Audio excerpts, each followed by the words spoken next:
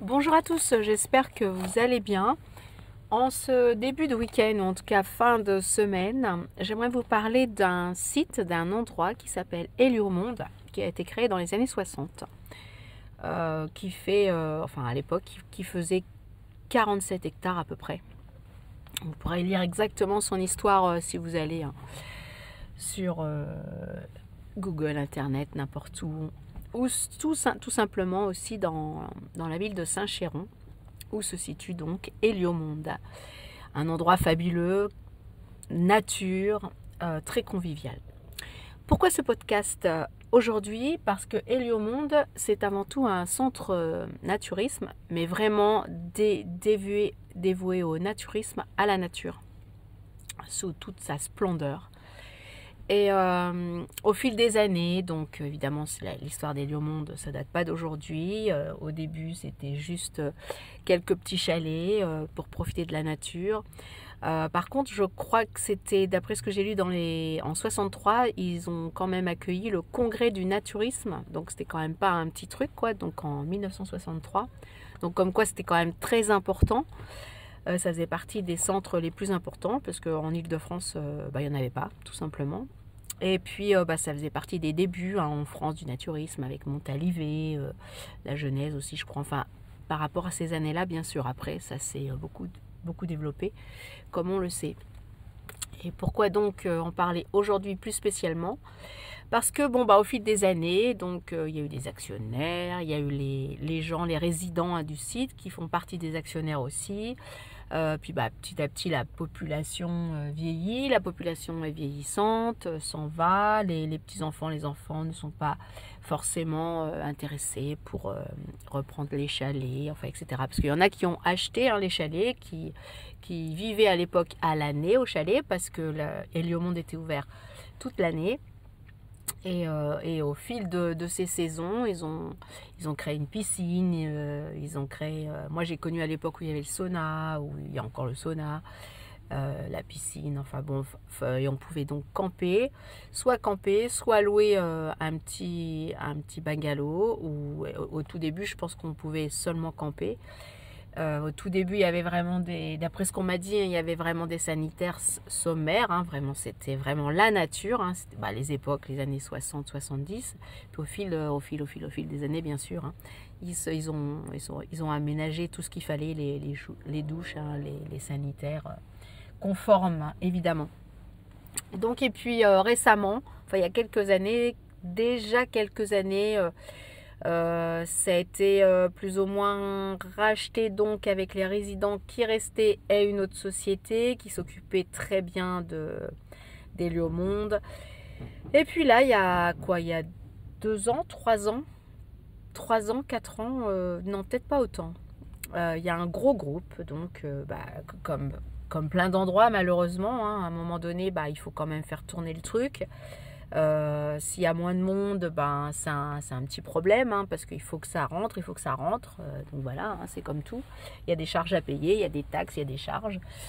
Donc, ça a été racheté par un grand groupe qui a déjà plein de campings textiles.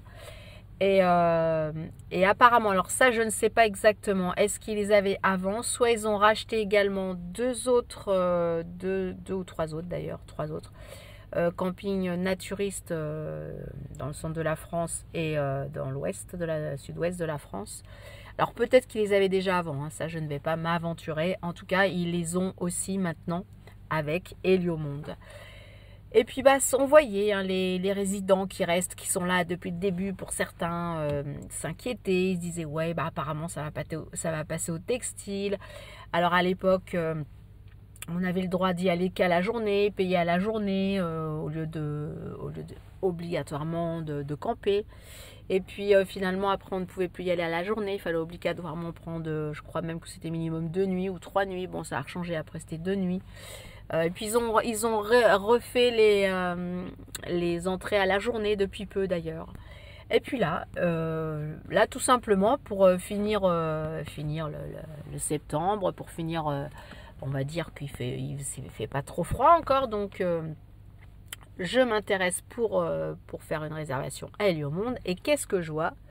pétition pour Héliomonde, car ça y est, le groupe a décidé qu'à partir de 2026, donc là déjà ça ferme ce week-end. Oui, parce qu'avec le groupe aussi, il n'y avait plus du tout ces ouvertures toute l'année. Donc ça se terminait, alors que c'est encore une belle saison, ça se terminait bah voilà, fin septembre et ça reprenait. Je ne vais pas raconter de bêtises, mais en gros vers fin avril à peu près, je crois. Et donc ça, c'était quand même malgré tout de la perte, mais bon pour eux c'était peut-être du gagne-pain, donc voilà. Mais apparemment les résidents pouvaient quand même rester, mais donc il y avait plus, c'était à eux de s'occuper. Hein. Logiquement les résidents ont leur chalet, ont tout ce qu'il faut chez eux, leurs toilettes, enfin bon bref. Mais par contre tout ce qui était fonctionnement piscine, sauna, ça ne fonctionnait plus, donc à partir du moment où c'était fermé, plus de, peut-être quand même un gardien malgré tout. Et donc là, en allant pour réserver, qu'est-ce que je vois? Pétition, parce qu'à partir de 2026, ils ont décidé que Héliomonde deviendrait textile. Voilà. Il faut savoir qu'en face, ce camping, pratiquement en face, il y a déjà un camping textile. Alors, je ne sais pas maintenant à qui il appartient. En tout cas, il y a déjà un camping textile. D'ailleurs, la première fois que nous sommes allés à Héliomonde, on s'est trompé.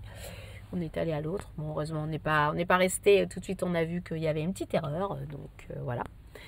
Et donc, voilà. Donc, pétition. Alors, c'est pour ça, c'est dommage parce que un grand centre de naturisme en Île-de-France, eh bien, aussi grand, je parle, hein, parce que c'est quand même dans les bois, c'est quand même en pleine nature, c'est quand même un super endroit, même pour se reposer, c'est pas loin de Paris. En plus, c'était vraiment sur la route. Il y avait pas mal de Hollandais, de Belges, des Anglais aussi, parce que quand ils descendaient ou quand ils allaient dans le sud ou dans d'autres centres naturisme, c'était vraiment l'endroit où ils s'arrêtaient justement pour camper avec leur camping-car. Enfin bon, bref, il y a plein de choses qu'ils ont modifié ça, qu'ils le modifient, ok, mais qui ferment carrément ce centre. Moi, je pense, bon, bah déjà, ils font une grossière erreur, mais après, c'est leur truc. Mais par contre, je me pose la question, est-ce que la Fédération de naturisme ne peut pas aussi avoir son mot à dire? Sans doute que non. Alors, comment ils ont racheté? Sous quel terme? Par rapport aux résidents quand même qui sont encore là et qui sont surtout encore actionnaires, d'après ce que j'ai compris. Est-ce qu'ils n'ont pas non plus leur mot à dire? Alors déjà pour eux c'est vraiment dommageable parce qu'il y en a ils sont là depuis le début je pense, depuis vraiment le début. Et puis il y a les enfants qui ont été là-bas, il y a les petits-enfants, enfin vraiment c'est familial, hein, je tiens à le dire, hein, c'est vraiment en plus un centre familial, convivial, très bien surveillé justement tout ce qui concerne les dérives hein, qui peuvent parfois arriver dans certains centres. Là c'est vraiment cadré, c'était clair dès le départ, c'est un centre naturisme dévoué à la nature, en respectant évidemment, sans du tout qu'il y ait de problème avec d'autres personnes. C'était vraiment clair et net. Donc c'était très très bien de ce côté-là, il n'y avait aucun problème. Alors voilà, donc je sais pas. Alors donc oui, je disais en Île-de-France, à part un tout petit, je sais même pas si on y était, peut-être oui un jour, mais alors c'est vraiment tout petit et puis ça n'a rien à voir du tout. Là c'était vraiment un beau centre, c'était vraiment de quoi camper, de quoi loger si on voulait dans des tentes aussi aménagées ou des bungalows ou des petits chalets, enfin vraiment c'était vraiment très très bien conçu. Nous, on a vu un peu le changement se faire dans le sens où depuis que ce gros groupe a racheté, ils ont ramené plein de bungalows.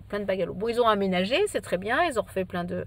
Mais on se disait quand même, c'est quand même bizarre d'amener comme ça autant de bungalows. Et surtout, du coup, ça faisait un peu, même si ils ont rajouté des plantes, ils ont l'intention de faire des plantations autres, c'était quand même un peu les bungalows ou les chalets un peu les uns sur les autres. Du coup, c'était un peu bizarre comment ils aménageaient ça. Mais bon, après, quand on transforme avec la nature, quand on plante des arbres, on met des haies, ça peut complètement changer. On n'est pas non plus face à face avec le voisin.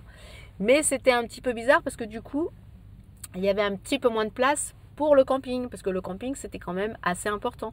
Moi je me souviens que bon, il y avait des gens déjà qui n'avaient pas trop les moyens de louer, parce que mine de rien un bungalow, un chalet à louer, bah, même si c'est un week-end ça revient quand même un petit peu cher.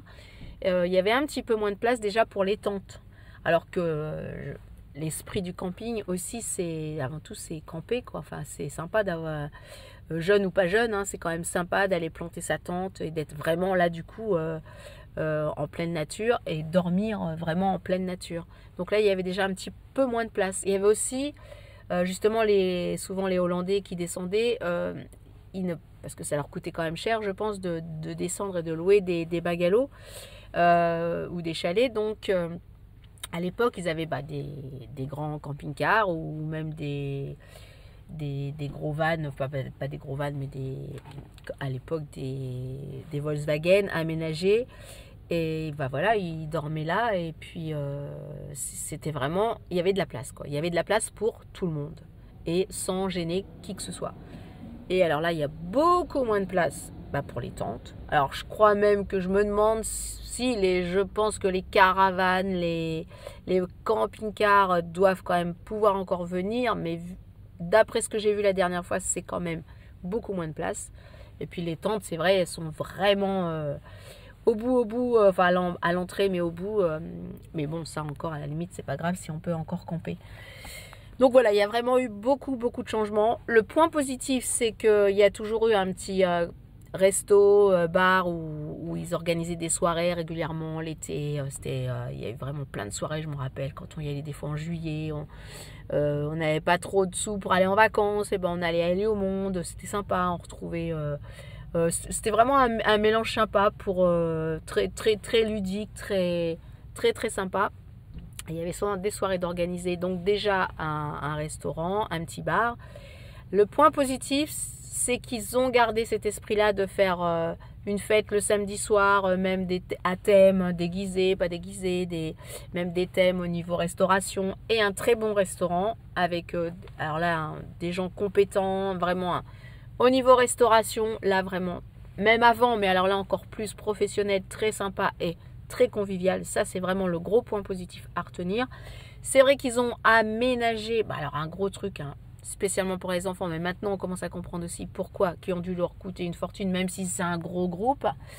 Genre un petit aqua boulevard avec les toboggans, piscine couverte, parce que la piscine qui existe actuellement, bon, c'est une grande piscine hein, vraiment pour nager, et elle est à l'extérieur et ça c'est bien. L'autre où il y a les toboggans, etc., c'est plus petit, c'est plus effectivement pour les enfants. Mais c'est très beau, hein, c'est très bien ce qu'ils ont fait, mais c'est plus pour les enfants.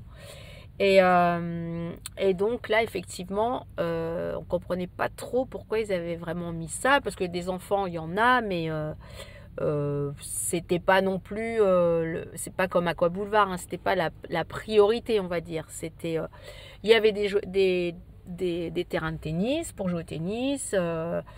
Le baby-foot, évidemment, ça peut sembler un peu sommaire, mais c'est très sympa. Il y avait possibilité, une petite salle de muscu. Il y avait tout ça, c'était organisé à partir du moment où vous campiez, vous dormiez là-bas.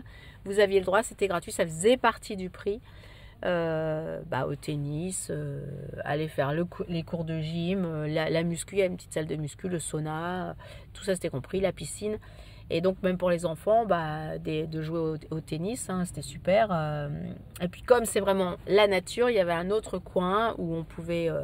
il y avait des petites pièces de théâtre d'organiser. Je me souviens avoir été en voir une à une époque. Il y avait également des terrains de pétanque. Donc il y avait aussi des petits tournois d'organiser. Enfin vraiment, ils savaient organiser des choses. Ils savaient... faire en sorte que les gens qui venaient en vacances l'été, justement, eh bien, ils étaient contents d'être là, même s'ils ne pouvaient pas partir très loin, ils étaient contents de retrouver les copains, les amis. Enfin, c'était vraiment très sympa. Et comme je vous dis, les gens pas loin de Paris ou les gens de Paris, dès qu'il fait beau, allez hop, les naturistes, hein, évidemment, mais du coup, ils amenaient aussi des amis qui n'étaient pas forcément naturistes, mais bon, voilà, c'était bien parce qu'ils venaient, ils profitaient aussi de ce beau site, vraiment très sympa.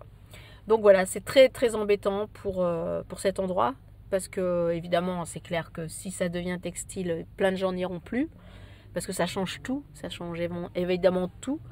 Et puis ça change l'ambiance, c'est plus tout la même chose, hein. C'est quand même, surtout là, puisque ça existe depuis les années 60, l'esprit naturisme, le vrai esprit naturisme, c'est un état d'esprit, c'est respecter l'autre, c'est protéger la nature, c'est vraiment un état d'esprit.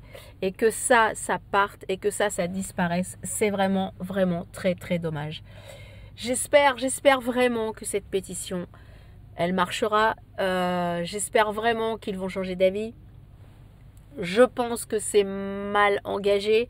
Au niveau de quand ils ont fait les rachats, je ne sais pas ce qu'ils leur ont promis. Pourtant, apparemment, apparemment non, il n'y avait pas de problème. Ça allait rester naturisme et non pas textile. A priori, c'est pas ce qui se passe, puisque s'il y a une pétition de lancer, et en plus, hein, le maire parce que c'est à Saint-Chéron, à Élie-au-Monde, c'est Saint-Chéron, et pour que ça reste évidemment naturisme, hein, parce que c'est aussi sa patte, hein, parce que on va là-bas, tout le monde, tous les gens du coin connaissent Saint-Chéron, ils ont toujours une anecdote à raconter. Moi c'est rigolo parce que quand j'en parle, alors que vraiment je ne pouvais même pas imaginer, j'ai des élèves qui me disent « Oh mais moi j'ai mes beaux-parents qui ont commencé aussi là-bas, oui, moi je m'en souviens, à l'époque les sanitaires c'était vraiment basique, enfin ». Mais les gens, quand ils en parlent, quand ils ont connu, ils sont contents déjà d'avoir connu ça, d'avoir démarré quelque part cette histoire. Et parce que c'était bon enfant, c'était convivial, c'était genre les cabanes dans les arbres. Enfin bon, vraiment, c'était un truc très sympa. Et quand on nous parle d'écologie, et quand on nous parle de préserver la nature, et que justement, si on enlève ce seul endroit qui reste naturisme, moi je trouve ça très dommage. Alors voilà, j'espère que si vous pouvez signer la pétition, signez-la pour Élie-au-Monde. Et puis j'espère qu'il se passera quelque chose de positif. Merci beaucoup, à très bientôt, ciao.